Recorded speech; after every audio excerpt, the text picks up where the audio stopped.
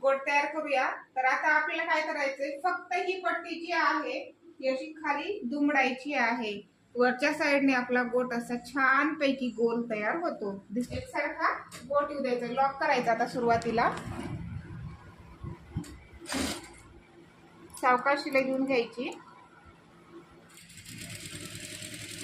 ही simple सोपी पद्धत आहे आणि मी तुम्हाला खूप छान पद्धतीने सांगितले.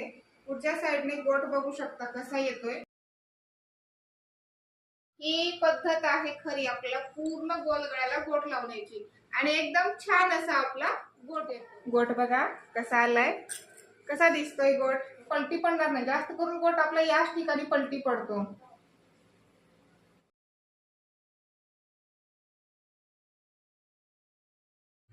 फिनिशिंग खूप छान वाटत आहे.